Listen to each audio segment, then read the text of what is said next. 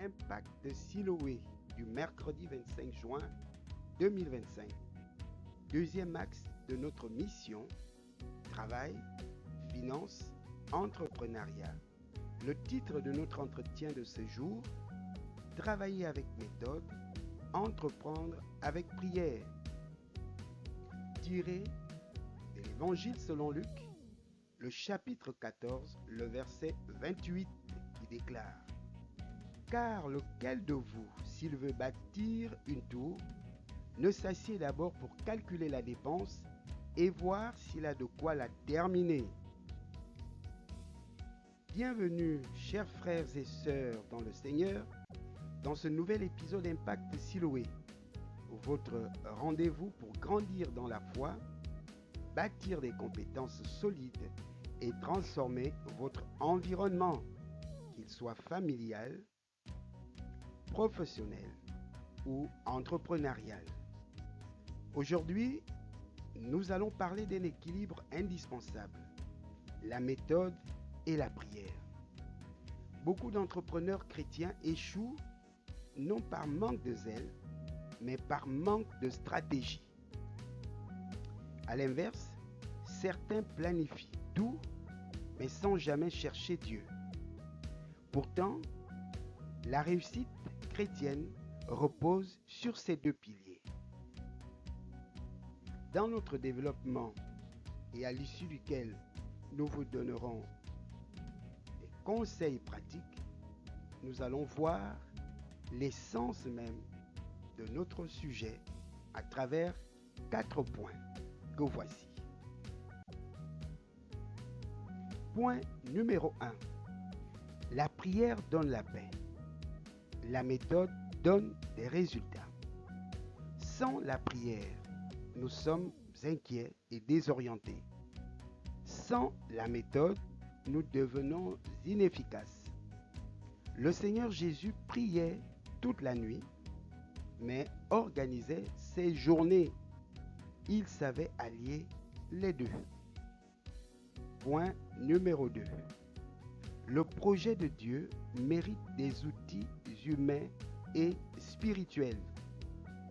Lorsque Dieu confie un projet, il s'attend à ce que tu l'exécutes avec excellence. Cela implique de se former, planifier, budgétiser, évaluer, tout en restant dépendant de lui. Et à ce sujet, nous vous indiquons que la semaine prochaine, nous allons revenir sur ce texte de Luc, chapitre 14, verset 28, avec des sujets tout aussi importants, percutants, en rapport avec notre vie chrétienne, le développement de nos compétences et notre responsabilité dans la transformation de notre société. Nous vous recommandons donc à vous abonner pour ne pas manquer les prochaines publications de notre plateforme. Point numéro 3. L'entrepreneur chrétien doit être un bâtisseur réfléchi. Luc 14, verset 28, nous montre un principe universel. On ne bâtit pas au hasard. Ce n'est pas un manque de foi de compter ses moyens. Au contraire, c'est une marque de maturité. Point numéro 4. La réussite est le fruit d'une alliance entre ciel et terre.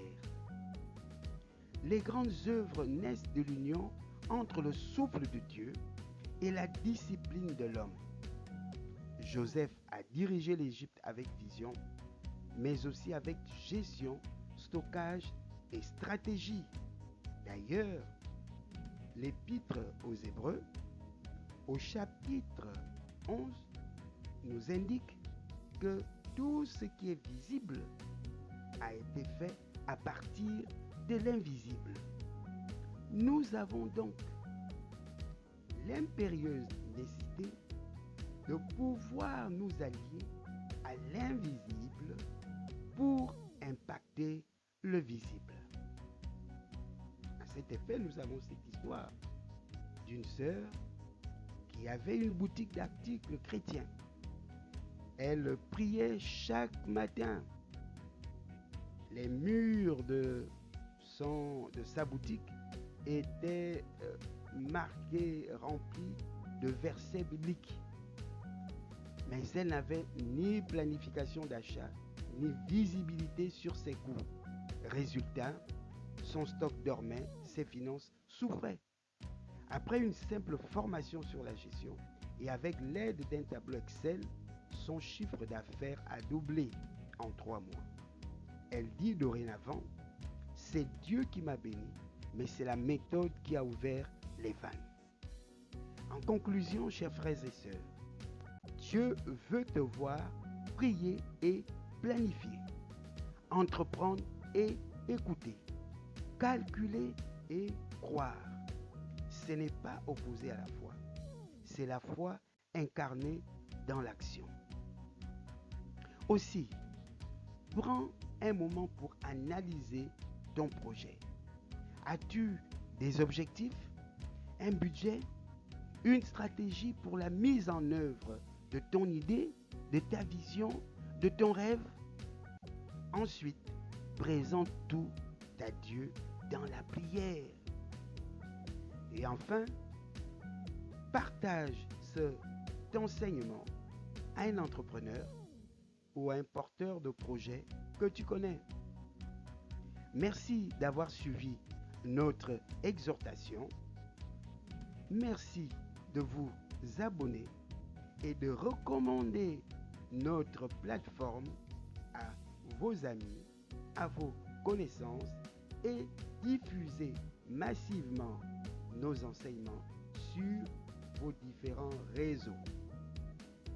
À très bientôt sur Impact Siloué pour vivre une foi intelligente et transformation. Que Dieu vous bénisse. À vendredi prochain.